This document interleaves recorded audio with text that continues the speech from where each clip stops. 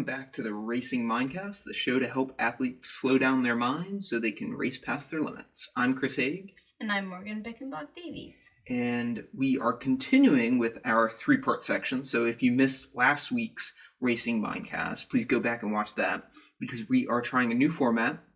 In the first 10 minutes, we are going to be talking about this topic. We're going to talk about gratitude, but that first 10 minutes will be our overall, that's our psychology, sports psychology, what's been going on, things that come up during the week. That's going to be the meat of the Racing Mindcast. And in the second 10 minutes, we are going to be doing what, Morgan? We're going to be doing our food review. So this week we're going to do protein bars, but we might change it up every week.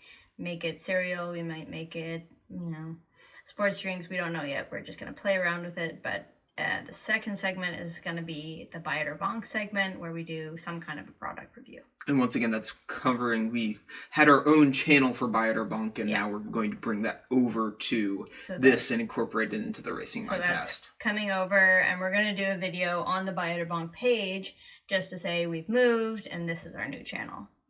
Awesome. And then our third part, we are going to be doing our Year of Fear special. And if you have not checked out braveheartcanada.com, please go there, check out the website, and also head over to the blog part. If you check the resources tab and head our blog, you will see two articles, one from last week and then also one from Morgan and myself, where we've outlined a list of fears, and we're going to be capturing one each week. And we will dive into that more in the third section. Also, if you're listening to this on iTunes or SoundCloud, head over to our YouTube channel, because we are streaming this live. Well, live in the sense that we will be editing and recording this. Yes. Future, but we are alive. But we are alive, and we are kicking and ready to go. I did not dress up for you all. I did shave, have you noticed? But I'm still in my, yesterday. But I did wear my tank top, and I did not put on makeup or do my hair. So you're seeing us raw and in person. So if you are listening to just the audio, definitely head over to YouTube so that you can see our beautiful faces, and even our wonderful super dog Ethan might make an appearance. You could hear him in the background as well. If you hear that shake, that's chances are that is Ethan. He is our mascot. Braveheart Canada mascot official, Chihuahua. So with that, let us dive into the first topic. The first section of the Racing Mindcast, cultivating an attitude of gratitude. So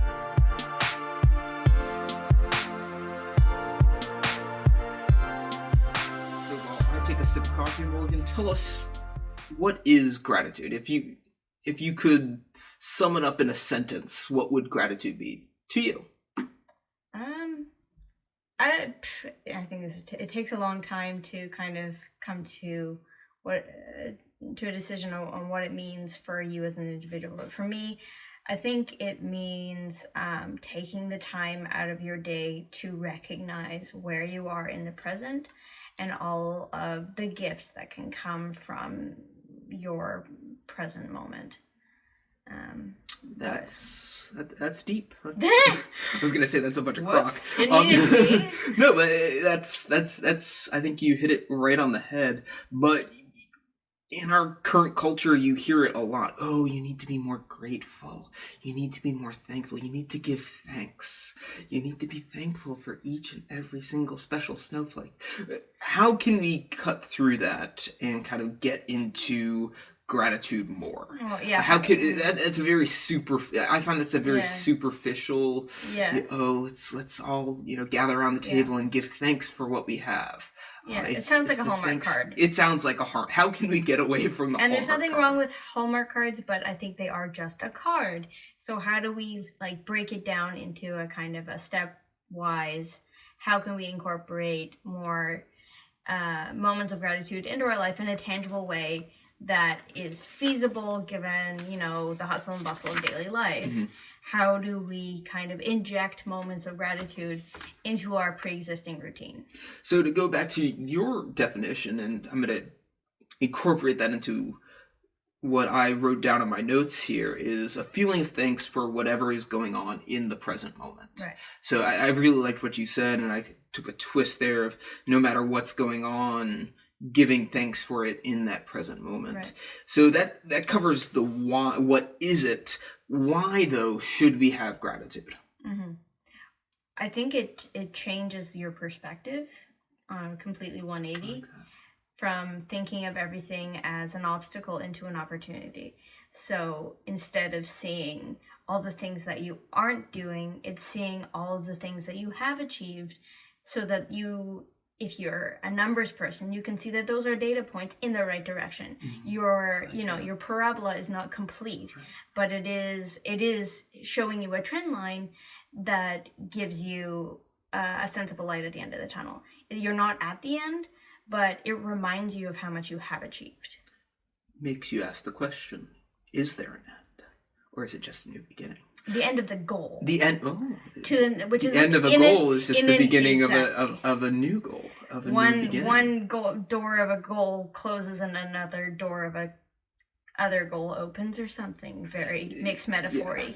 Yeah. Well, I think you hit it straight on the head, especially for athletes, tying that into the athletic and the sports psychology realm.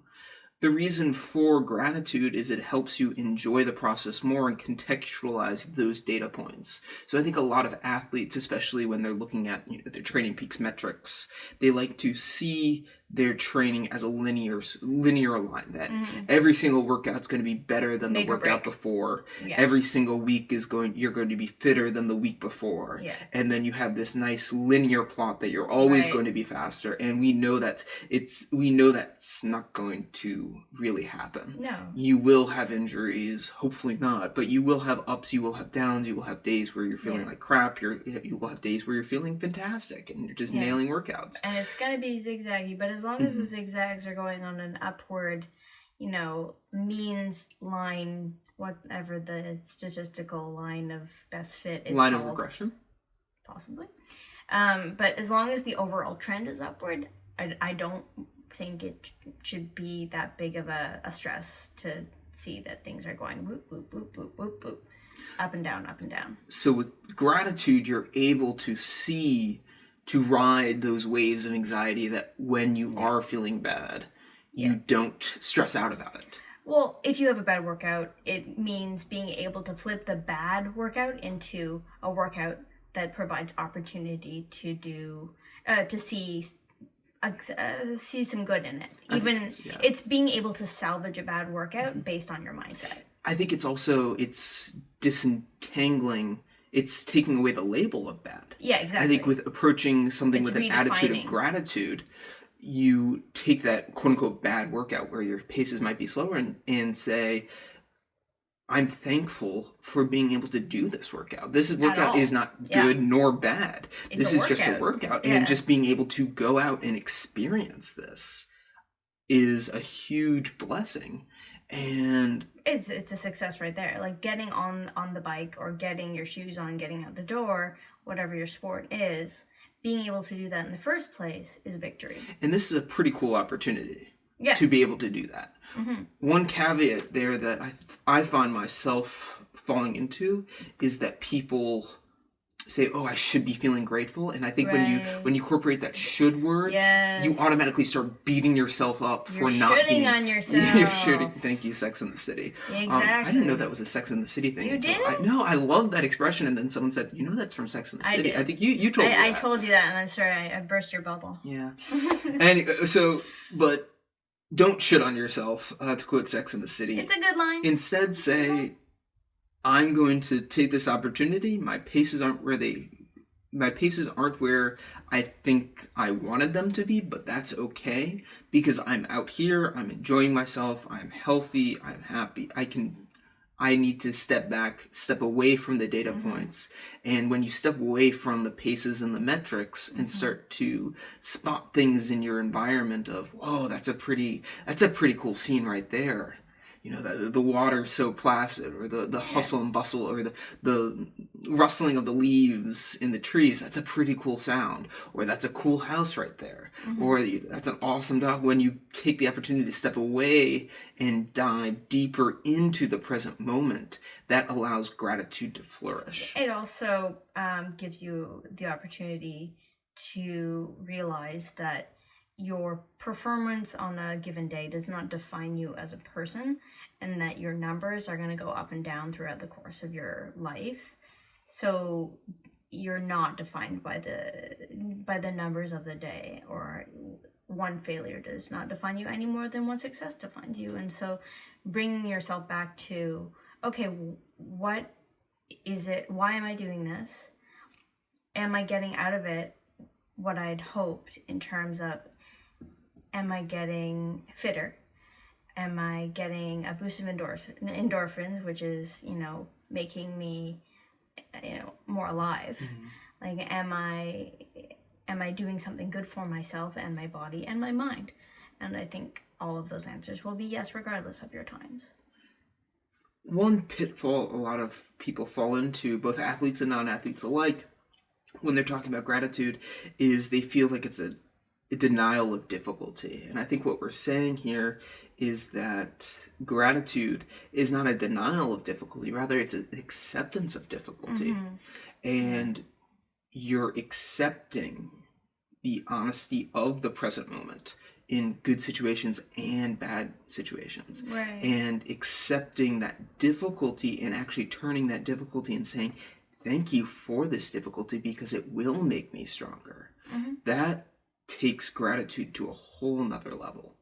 And I think two difficult situations where athletes feel this and could use gratitude, and we talked about this before the podcast, we talked about two things. First off is when you start to compare yourself to other people via social media or in your own head when you see them. That, I think, is the first difficult situation where gratitude can be an antidote. And you brought up something great where gratitude allows us to, keeps us going. Do you want to talk about that more? Gratitude's usually when we only give thanks when we have reached or achieved a goal. Yeah, well, I know for myself that my reluctance to maintain a grateful mindset is because I'm afraid, or I was afraid, that being grateful was the same thing as being complacent, and that if you're grateful, it means you're not going to keep striving for better. And I think it's very important to recognize that you can be grateful in the moment, but not satisfied, that you can continue to strive for better, and there's always room for improvement, but that remaining in the present will also remind you of how far you've come and will fuel you to keep going. So giving yourself doses of moments of gratitude are kind of like the little goo shots that you give yourself along the road towards the finish line. It is not what you reward yourself with at the finish line. Because I think a lot of people think that, okay, I will be grateful when I've won, or I'll be grateful when I have, reached the end of my story arc. But I think it's much more useful to feed yourself moments of gratitude along the way to keep you going on your path to said goal. And then once you've reached said goal, to continue on to next goal, and so on and so on. That it's your carrot approach rather than the stick. It's the thing that keeps you going. It's your internal coach voice. So when I see a person on a new cool bike, and that person just had an awesome workout and their paces or watts are faster than mine or bigger than mine, how can I use gratitude to step back from beating myself up when I'm comparing myself to others? Well, you don't know that person's life. You don't know if that's their bike. You don't know anything about their inner demons. Like, they could think that they have nothing in the world. They could think they're a horrible human being, but it's not about them. That I think you should recognize how far you've come as a person and as an athlete. So that's the gratitude component. Yeah, giving thanks for how far I've come as an athlete, regardless of the people around you. Like, it doesn't matter if the person next to you has a Ferrari. For all we know, they are the most depressed person in the world, and we should feel compassion for them. But I think turning it back onto yourself and saying, wow, I have come a really long way in 14 years. That, things could have been very different for me. They could be better, but they could also be way worse. And I'm not done yet. So, giving thanks for what you've experienced and what has yet to come. Yeah, looking forward to what's to come. Like, we could be that person next to us that we covet in 2 months, 5 years. We don't know. Let's also, I think the other part, so the first part where athletes struggle is that comparison. But let's also talk about injury and athletes and injury, because that's a tough one. Having gone through many injuries myself, it's hard to give thanks when you're injured because you're not able to do the things you love. Yeah. And your athletic identity is tied up in your athletic activity. And so when you're not actively doing those activities, it's very easy to lose sight of that fairly significant part of your identity. And so if you haven't nurtured the other pieces of your identity, it can be incredibly, earth-shattering. And you can fall into depression very quickly. Yeah. So I think. So how can gratitude pull us out of that? How can you pull us out of that? So I think taking the time to give thanks for the opportunity for rest is very important. And it's also an opportunity to strategize for how to be a better athlete once you are at your recovered state. Right. How do I take the time, like, since I have this time off, how am I going to strategize a protocol that will make me even stronger as an athlete? How can I optimize my nutrition? And having that extra time gives us the ability to better plan for when I do have my body back at 100% level. How can I, go up and away? So I can definitely relate to that because when I was dealing with my last major injury, which was my stress fracture in my hip, it's that I went through a process, and I think retrospectively incorporating gratitude helped with that, because in that first couple weeks when I was diagnosed, I was frustrated, I was angry, but diving into the present moment, I was able to say, all right, I'm feeling this, and just label it and just be with it, because it's natural to feel those emotions, and we shouldn't deny those emotions because they're going to pop up. Yeah. So in that first couple of weeks or couple days, saying, this is anger that I'm feeling, or this is sadness that I'm feeling. Whenever I saw a runner or a biker go by, I was like, oh, I wish I could be doing that. But saying, this is sadness that I'm feeling, this is anger that I'm feeling, this is frustration that I'm feeling, I wish I could be doing this. But let's step back and accept reality. Let's accept this injury. Yeah. What then, second step, what can I do rather than what can't I do? Exactly. And that's what you were saying. For me, I found, well, I have all this extra time. I can A, focus on my rehab so that I can come back stronger from this injury, like you were saying. B, I can focus more time on the things that I enjoy, like being with my wife. I don't need a 100% healthy femur to spend time with my wife and enjoy LA and enjoy being with my wife and my dog. And then also, I have more opportunity to spend with my students and an opportunity to focus on my teaching. So listing out what you can do and giving thanks for what you can do and putting that into the larger context with gratitude, putting those items that you can do and giving thanks for those and lifting them up to the larger process and putting them in the larger process makes you not get caught up in this roller coaster of emotions. Yeah, and it also gets you out of bed. I mean, it gets you out, gets you motivated, and having the athletic mindset towards recovery is a great tool to every chance that you get to practice giving thanks or having those gratitude moments.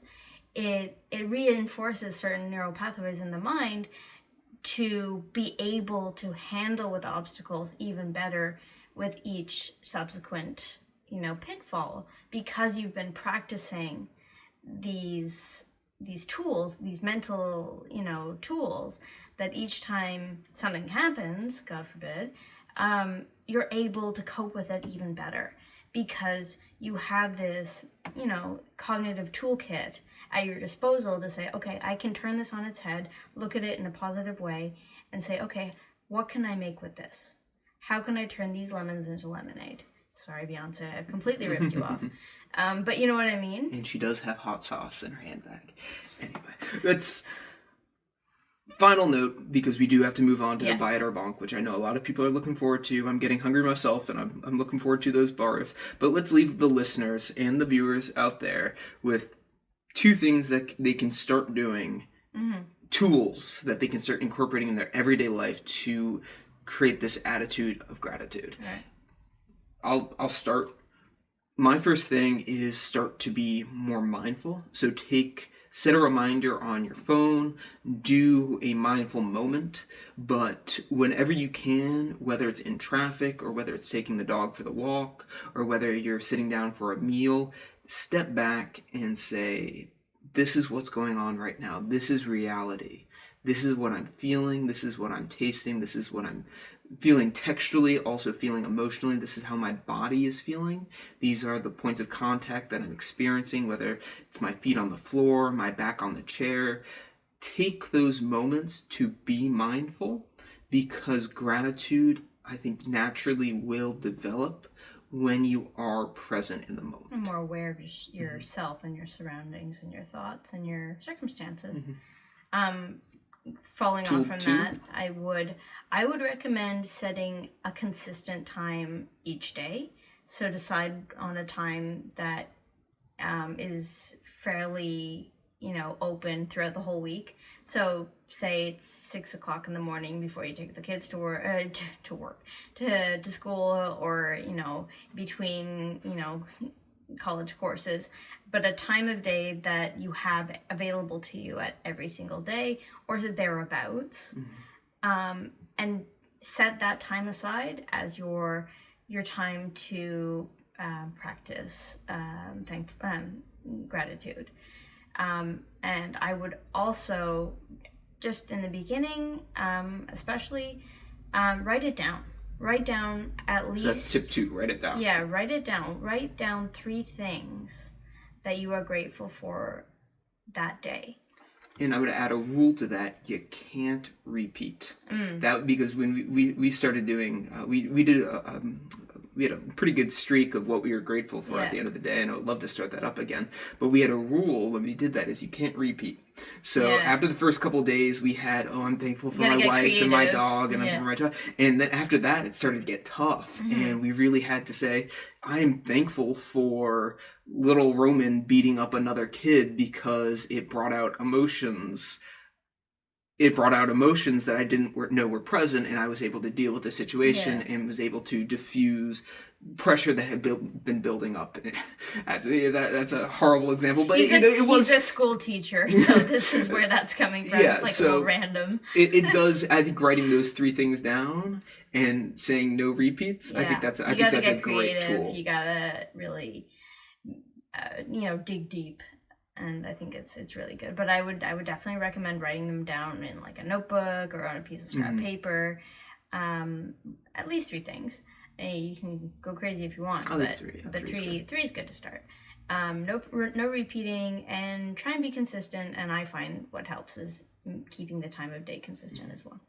So to recap, what is gratitude? Gratitude is a feeling of thanks for whatever is going on in the present moment. It helps diffuse anxiety. It helps diffuse depression. It helps you to experience the present moment. For athletes in particular, 2 opportunities to practice gratitude is when you find yourself comparing yourself to others, or comparing your present life to a fictional life that you're projecting onto someone else, as well as when you're dealing with difficult times such as injury. And 2 things you can do there is to practice mindful moments throughout your life, both in good and bad times, and then also write those down and make sure you don't have repeats. So that, we went a little long there, but that was a good discussion. So I hope you can find your attitude of gratitude sometime this week. If you know what you're thankful for. Put 3 things in the comment section that you are grateful for. So right now, for me, I'm grateful to be able to have this platform, to be able to talk to and interact with audience members as well as my wife. I am thankful for being in a place of security that I'm able to do this, both with my feelings of myself and with my environment. And I'm also thankful for... I'm thankful that we've got 2 delicious different types of protein bars. Oh, you took mine. I pivoted there. That was a perfect pivot. But what are your 3, Morgan? Okay, well, I am grateful. Final notes. I am grateful for clean water. I am grateful to be able to do this with my husband and all of you guys. I can't see you, but I'm sure you're there. And I am grateful for a dog who is sleeping rather than jumping up. Yes, I am very thankful for that. Knock on wood that he stays that way. Anyway, pivoting. Pivoting to Buy It or Bonk.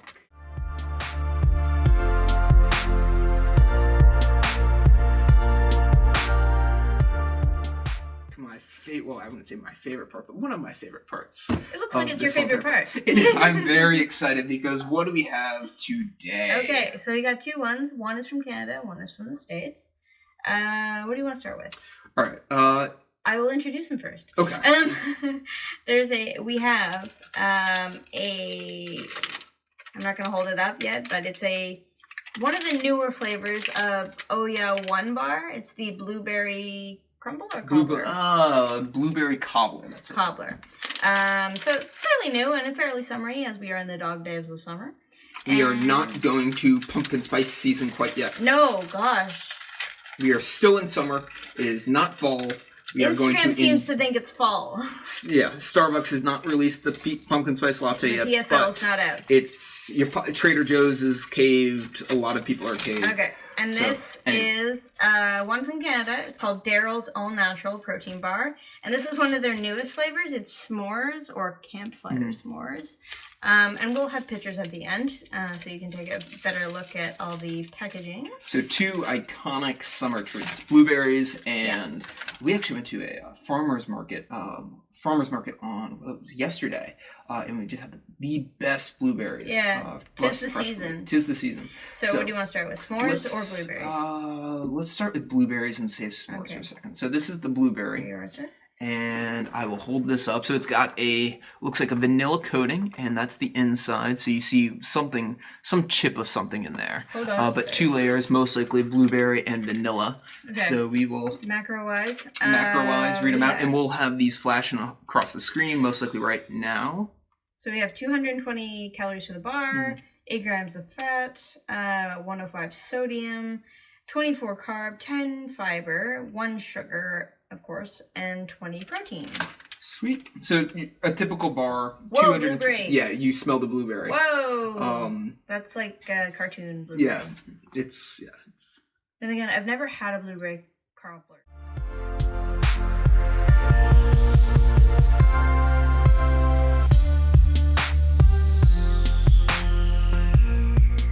So part 3 here is the year of fear, and you were just saying you were going to get a manicure. Well, I got one. It's not very visible. Instagram it. That's good. My fear is drinking a real beer, and I'll write about this more on my blog post. We're both gonna coming up this weekend. But the reason why I am scared to death of drinking real alcohol is because of fear of losing control. So it's always, for me, been very tied up into emotions of when I'm feeling depressed or when I'm feeling sad, I would go for a drink, which is why I usually don't drink, is because I don't want to get dependent or entangled in those emotions. But I want to have a real beer, no light stuff, so I'm going to go local. And I also want to just experience it and not have to fear of losing control. I think that's the major part. and I want to prove to myself that I'm not going to lose control. I am going to be okay. It's not going to sink my athletic career. I'm not going to go on a 10,000 calorie binge, which if I did, I would definitely video record it and post it online for likes.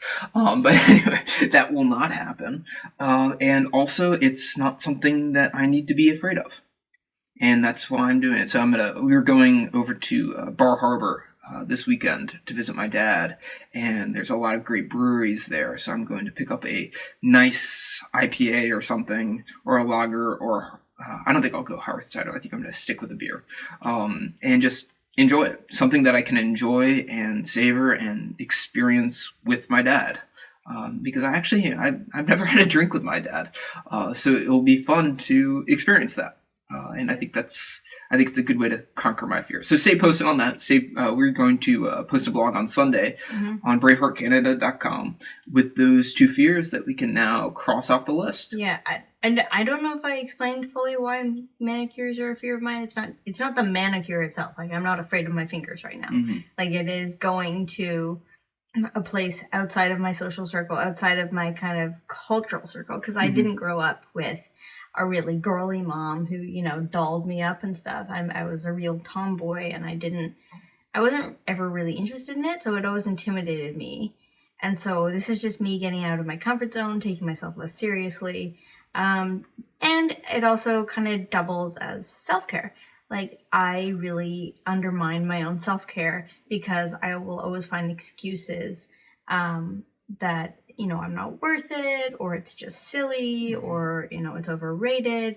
And this is just reinforcing to myself that, no, you deserve to take a little time out of your day to just do something symbolic to, be thankful for, new experiences. And I think that a lot of the stuff on our list is not necessarily fears as in like horror fears. Yeah. It's putting ourselves in circumstances that we typically don't. It's uncomfortable. Yeah, it's uncomfortable, postures, if you want to put it in yoga terms. There are postures that will kind of stretch our mindset and, just kind of, bend us in different ways and make us, stretch new muscles. And that's what we're all about on the Racing Mindcast. I think that's a good place to stop. Yeah. So with that, that finishes and concludes this week. Make sure you check out the show notes with timestamps in there. Also go to braveheartcanada.com. For those watching at home, make sure you hit the like button. Make sure you hit the subscribe button because you got more videos coming your way throughout the year. Alrighty, with that, we wanted to leave off and remind you, don't forget to breathe.